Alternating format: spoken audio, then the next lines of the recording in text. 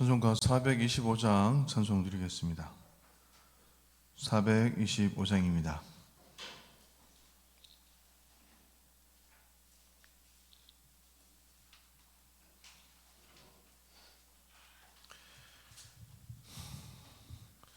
주님의 뜻을 이루소서.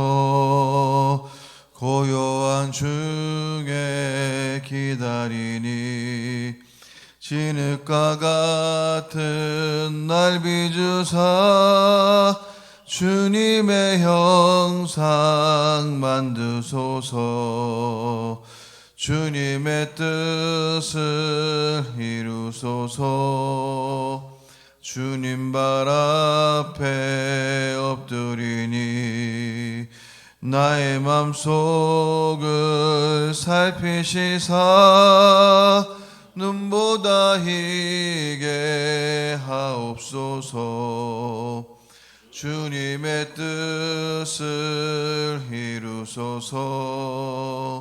병들어 몸이 피곤할 때 권능의 손을 내게 펴사 강건케 하여 주옵소서.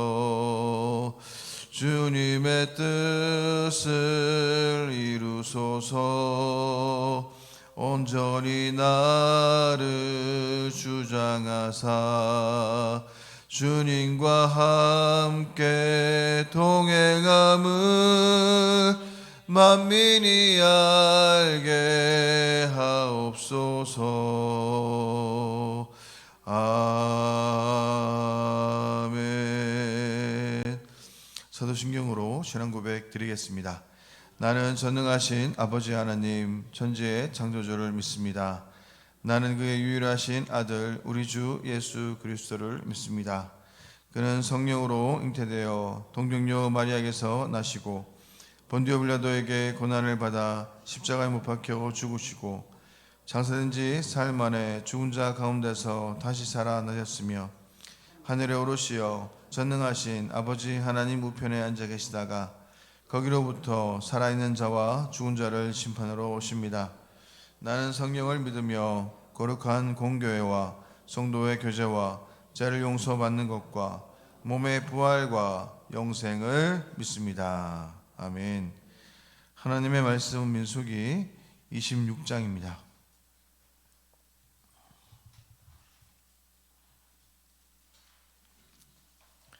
민수기 26장 1절부터 51절 말씀인데 오늘 1절부터 11절 말씀까지만 읽고 또 마지막 51절 말씀 같이 한번 읽도록 하겠습니다. 1절부터 11절까지입니다. 연병 후에 여호와께서 모세와 제사장 아론의 아들 엘리아살에게 말씀하여 이르시되 이스라엘 자손의 온 회중의 총수를 그들의 조상의 가문을 따라 조사하되 이스라엘 중에 20세 이상으로 능히 전쟁에 나갈 만한 모든 자를 계수하라 하시니 모세와 제사장 엘리아살이 여리고 맞은편 요단과 모압 평지에서 그들에게 전하여 이르되 여호와께서 애굽 땅에서 나온 모세와 이스라엘 자손에게 명령하신 대로 너희는 20세 이상 된 자를 계수하라 하니라.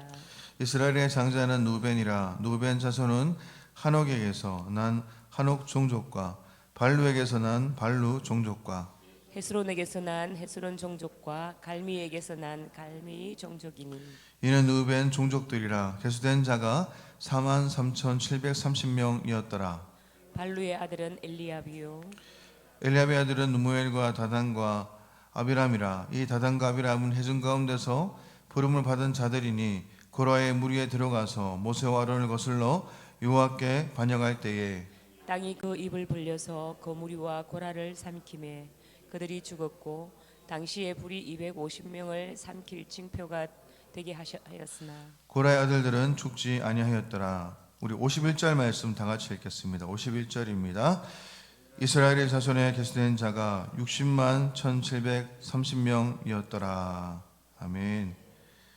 26장은 두 번째 인구조사를 기록하고 있습니다.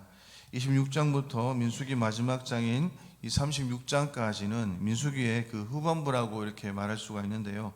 출애굽 첫 세대는 다 광야에서 죽었고 또 이제 가나안에 들어가게 될 2세대의 그 이야기가 시작됩니다. 그리고 민수기의 전반부와 이 후반부는 각각 인구 조사로 시작하는 그 특징을 가지고 있습니다. 우리는 이미 민수기 1장에서 하나님께서 명하신 대로 인구 조사를 했던 것을 우리가 보았는데요. 그때 그들은 시내 광야에 머물러 있었고 때는 애굽에서 나온 지 2년 2개월 첫째 날이 되는 그때였습니다. 이제 하나님께서 두 번째로 인구 조사를 명하시는 때는 이미 38년 이상이 지났고 모압 평지에서 요단강 건너에 가나안을 눈앞에 두고 있는 그러한 시점인 것이죠. 특별히 오늘 1절 말씀에 보면 연병 후에 이렇게 기록한 것을 볼 때 우리는 앞서 벌어졌던 이 바알보올의 그 배교 사건으로 2만 4천 명이 죽임을 당했다는 사실을 우리는 잘 알고 있습니다. 이러한 사실을 기억하면서 이 두 번째 인구 조사에서 그것이 반영되었다는 것을 우리는 생각할 수 있는 것이죠. 우리가 이미 1장에서 살펴본 대로 인구 조사의 목적은 분명합니다. 2절에 보면 이렇게 말씀하죠. 20세 이상으로 능히 전쟁에 나갈 만한 모든 자, 이 모든 자를 계수한다는 말은 인구 조사의 성격이 무엇을 위한 것입니까? 바로 전쟁을 위한 것이라는 것을 분명히 하고 있습니다. 4절도 그것을 간략하게 반복해서 말하는데요. 이제 이스라엘 백성이 싸워야 할 이 전쟁은 광야에서 만나는 민족들과의 그 싸움이 아닙니다. 하나님께서 두 번째 인구조사를 명하시는 것은 이제 너희가 싸워야 할 싸움이 있다. 이 싸움은 바로 가나안을 정복하는 그런 싸움이다라는 이 메시지와 관련이 있습니다. 임박한 가나안 입성의 신호로서 하나님께서는 인구를 조사하라고 명하시는 것인데요. 또 그러나 또 하나의 목적이 있습니다. 그것은 26장 53절에 이른 대로 하나님께서 이스라엘에게 기업으로 주실 가나안 땅의 분배와 관련이 있는 것인데요. 26장 53절에 보면 이 명수대로 땅을 나눠주어 기업을 삼게 하라 이렇게 말씀합니다.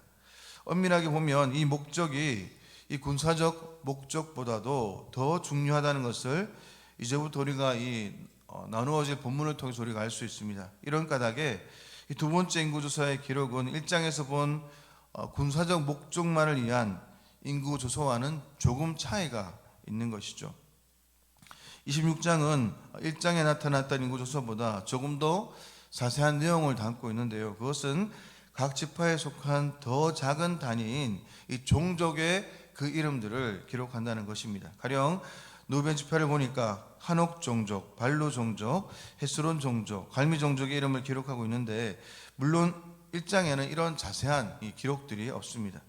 이렇게 하는 이유는 이 인구조사의 목적이 바로 땅 분배를 전제로 하고 있기 때문입니다. 이렇게 땅 분배와 인구조사가 관련되었다는 사실은 이제 이스라엘 백성들이 가나안 땅에 들어가게 되는 날이 얼마 남지 않았다는 것을 우리에게 말씀하고 있는 것이죠. 우리가 이 인구조사에서 기록할 것을 우리가 몇 가지 볼 수 있는데요. 첫째로 이 전체적인 이 숫자의 차이가 별로 없다는 것입니다. 처음 인구조사에서 이스라엘은 60만 3,550명이었는데 오늘 두 번째 조사에서는 60만 1,730명, 그러니까 한 800명 정도 이렇게 감소했습니다. 주목할 만한 차이는 없는데요. 이것은 광야 40년의 세월 동안 이스라엘 백성들이 반복해서 하나님을 신뢰하지 아니하고 또 반역을 일삼은 것에 우리가 볼 때에 전적인 하나님의 자비하신 은혜라고는 우리가 생각할 수밖에 없다는 것이죠. 하나님께서 이스라엘을 진멸하시겠다고 말씀하신 적이 있습니다. 하지만 하나님께서는 이 아브라함과 이삭과 또 야곱에게 주신 약속을 신실하게 이루시기 위해서 그 심각한 패역함들 그리고 또 불순종, 원망에도 불구하고 그들을 멸하지 않으시고 여기까지 보호하고 인도해 주셨던 것이죠. 인구조사 이후에 백성들은 이런 마음이었을 것입니다. 지난 40년 동안 우리 부모들은 다 데려가셨지만 이 부모들의 그 크나큰 패역함과 제약에도 불구하고 우리는 조금도 약해지지 않았구나. 하나님께서 우리를 돌보시고 우리를 인도해 주셨구나. 하나님은 실로 우리의 조상 아브라함과 이삭과 야곱에게 약속하신 대로 언약에 따라서 신실하게 그 약속을 성취해 주셨구나. 이런 고백을 우리는 할 수 있었을 것 같습니다. 인구조사는 이 바알보올 사건과 연병의 그 심판으로 인해서 하나님의 진노를 경험한 이스라엘 백성들에게 그 당신의 변치 않는 그 언약 행실에 대한, 언약의 그 실행에 대한 의지를 우리에게 보여주고 있습니다. 두 번째로 우리가 주목할 것은 바알보올의 배교 사건에서 언급했지만 시몬 지파의 수가 59,300명에서 22,000명으로 현저히 감소했다는 사실입니다. 다른 지파의 증감들은 므낫세 지파를 제외하면 크게 차이가 없는데요. 므낫세 지파는 32,200명에서 52,500명으로 크게 증가했다는데 그 이유는 정확히 알 수가 없습니다. 그러나 시몬 지파의 현저한 감소에 대한 이유는 우리가 어느 정도 예상할 수가 있죠. 두 번째 인구조사 명령이 주어진 것은 연병 후에 이렇게 되어 있는데, 이것은 바알보올 사건으로 인해서 24,000명이 연병으로 죽은 것을 가리킵니다. 이 사건에서 시몬 지파의 지도자인 아들인 이 시므리가 하나님의 그 진노로 인해서 연병이 돌고 있는 와중에 미디안 여인 고스비를 데리고 장막으로 들어갔고, 그 울분에 의해서 거룩한 의분이 일어난 이 비누하스가 그들을 창으로 깨어서 죽였던 것입니다. 시몬 지파의 현저한 인구 감소는 아마 이 연병으로 죽은 24,000명의 다수가 시므리가 속한 이 시몬 지파였다는 것을 우리가 정직하게 알 수 있는 것이죠. 세 번째로 우리가 주목할 것은 이 고라와 다단과 아비람의 반역에 대한 언급인데요. 9절부터 11절의 그 내용을 보면 엘리압의 아들은 누무엘과 다단과 아비람이라. 이 다단과 아비람은 해중 가운데서 부름을 받은 자들이니 고라의 무리에 들어가서 모세와 아론을 거슬러 여호와께 반역할 때에 땅에 그 입을 벌려서 그 무리와 고라를 삼킴에 그들이 죽었고 당시에 불이 250명을 삼켜 징표가 되게 하였으나 고라의 아들들은 죽지 아니하였더라 라고 말씀합니다. 이것은 루벤 지파에서 대한 항목에서 루벤 지파에 속한 다단과 아비람이 레위 지파 고라의 반역에 함께 하였다는 것을 우리가 언급하는 그러한 대목인데요. 이때 다단과 아비람의 가족들이 다 함께 죽임을 당했습니다. 특별히 다단과 아비람은 그때 그들의 처자와 유아들과 함께 나와서 자기 장막문에 서 있었고 땅이 입을 열어서 그들을 모두 삼켰다라고 이렇게 기록합니다. 그러나 26장 11절에서 이 말씀하듯이 뭐라고 말씀합니까? 고라의 아들들은 죽지 아니하였던 것이죠. 이것은 다단과 아비람의 경우와는 달리 고라의 경우에는 가족들이 이 고라의 반역에 동참하지 않았다는 것을 우리가 짐작할 수 있습니다. 왜냐하면 하나님께서는 아비의 제약으로 아들이 형벌을 담당하는 것을 기뻐하지 않으시기 때문입니다. 그리고 우리가 알다시피 이 후일 경건한 고라의 자손들은 여러 편의 시편을 쓰기도 했던 것이죠. 네 번째로 우리가 주목할 부분은 유다의 아들들인 에르와 오난에 대한 언급인데요. 유다의 이 사악한 아들들은 그 악함으로 인해서 하나님께서 죽이셨습니다. 루벤 지파의 다단과 아비람을 언급한 데 이어 유다 지파에서는 에르와 오난을 언급하는 이유를 한번 생각해 보십시오. 이와 더불어서 한 가지 우리가 더 주목할 인물들이 있는데 그들은 나답과 아비후라는 것입니다. 26장 61절의 말씀을 보면 나답과 아비후는 다른 불을 여호와 앞에 들이다가 죽었다라고 말씀합니다. 여기 언급된 인물들의 그 면면이 우리에게 보여주는 이 공통점이 무엇입니까? 그것은 이들이 모두 믿음이 없이 불순종했고 반역을 행한 인물들이라는 것이죠. 이런 불신앙과 불순종 그리고 반역에도 불구하고 하나님께서는 아브라함에게 그 약속하신 언약을 신실하게 성취하셔서 오셨다는 사실을 우리에게 말씀하고 있는 것입니다. 그래서 51절에 말씀을 보니까 이스라엘 자손에 계수된 자가 60만 1730명이었다라고 말씀합니다. 이것이 이스라엘 백성들의 그 광야 생활의 그러한 결산이었던 것이죠.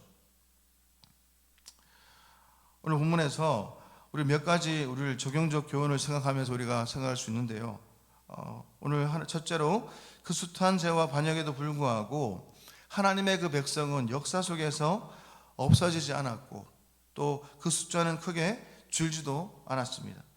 하나님의 신실하심과 선하심은 우리의 모든 죄악을 능가하고 또 우리의 모든 죄악을 덮으시고도 나옴이 있는 그러한 긍휼과 은혜를 우리에게 베풀어 주셨던 것이죠. 이것이 바로 놀라운 복음입니다. 복음은 우리 주 예수 그리스도 안에서 풍성하고 완벽하게 나타났습니다. 우리 인생에는 많은 불확실성들이 너무나 존재합니다. 많이 존재합니다. 이스라엘 백성들이 애굽에서 나와서 경험한 광야의 40년은 우리 인생과 너무나 흡사한데요. 이렇게 불확실하고 예상치 못할 일들이 벌어지는 인생을 살고 있지만 하나님의 그 자녀들의 이 궁극적인 성화와 영화는 바로 그런 불확실성에 의해서 흔들리는 그 문제가 아니라는 것입니다. 바울 사도는 이것을 이렇게 표현합니다. 빌립보서 1장 6절 말씀 보니까 너희 안에서 착한 일을 시작하시니가 그리스도 예수의 날까지 이루실 줄 우리는 확신하노라. 그 약속하신 것을 바라보는 것은 너무나 중요하다는 것이죠. 그래서 이 사도 바울은 이 에베소 교회를 위해서 기도할 때 이렇게 기도합니다. 너희의 마음의 눈을 밝히사 그의 부르심의 소망이 무엇이고 성도 안에서 그 기업의 영광의 풍성함이 무엇이며 라고 말씀합니다. 모든 이 불확실성 속에서도 영혼이 흔들리지 않는 견고함과 안전함이 그리스도 안에서 하나님의 자녀들에게 보장이 되었던 것이죠. 그래서 히브리서 기자는 뭐라고 말씀합니까? 이와 같이 예수는 더 좋은 언약의 보증이 되셨느니라 이렇게 말씀하고 있습니다. 두 번째로 우리가 생각할 교훈은 이것입니다. 본문은 땅을 기업으로 얻는다는 중심 주제를 시작합니다.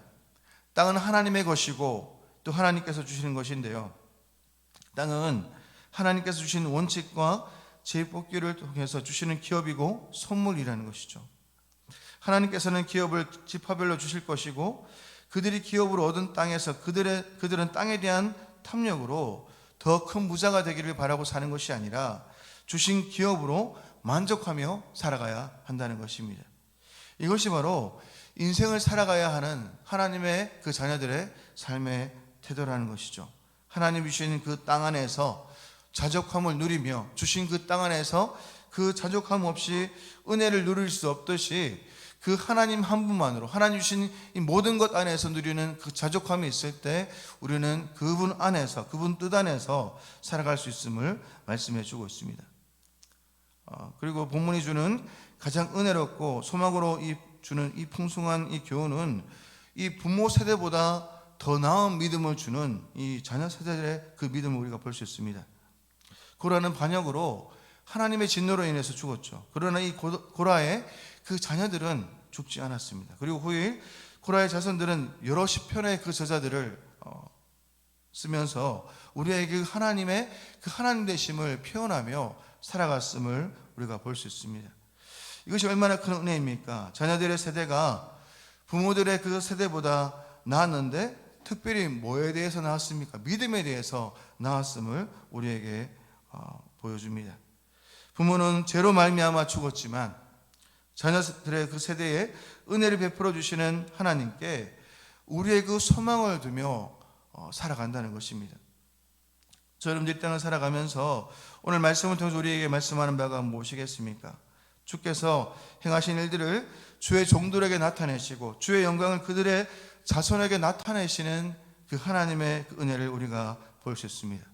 하나님의 신실하심과 하나님의 그 선하심이 반드시 그 언약을 성취하시는 그 하나님의 은혜를 우리가 볼 수 있는 것입니다. 불확실한 그 인생을 살아가는 저 여러분의 인생 속에서 영혼이 흔들리지 않는 견고함 그리고 또 안전함이 어디에 있다고 말씀해 주고 있습니까?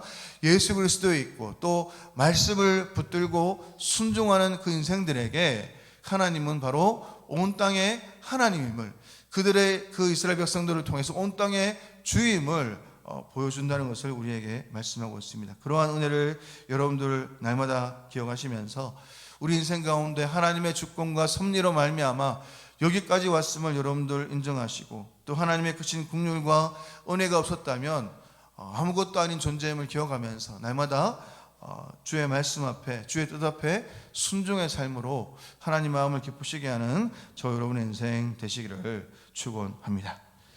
기도드리겠습니다. 살아계신 하나님 아버지, 그 숱한 죄와 반역에도 불구하고 하나님의 백성은 역사 속에서 없어지지 않았고 그 숫자는 크게 줄지도 않았습니다.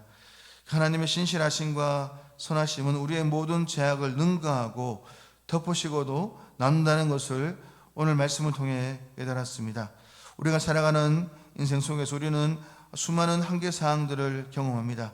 그러한 한계 사항 속에서 영원히 흔들리지 않는 견고함과 안전함이 예수 그리스도 안에 있음을 날마다 선포하며 또 주의 말씀 붙들고 믿음으로 살아가는 하나님의 자녀들 될 수 있도록 은혜를 내려 주옵소서. 하나님의 크신 긍휼과 은혜를 힘입어서 하나님의 주권과 섭리를 확신하며 믿음으로 나아가는 우리들의 모든 그 삶이 될 수 있도록 은혜를 내려 주옵소서. 거룩하신 예수님의 이름으로 기도드립니다. 아멘. 하늘에 계신 우리 아버지, 아버지의 이름을 거룩하게 하시며 아버지의 나라가 오게 하시며 아버지의 뜻이 하늘에서 같이 땅에서도 이루어지게 하소서. 오늘 우리에게 이온 양식을 주시고 우리가 우리에게 잘못한 사람을 용서하여 준 것 같이 우리 죄를 용서하여 주시고 우리를 시험에 빠지지 않게 하시고 악에서 구하소서. 나라와 권능과 영광이 영원히 아버지의 것입니다. 아멘. 오늘 성도들의 가정과 직장을 위해서 이 시간 같이 한번 기도드리겠습니다.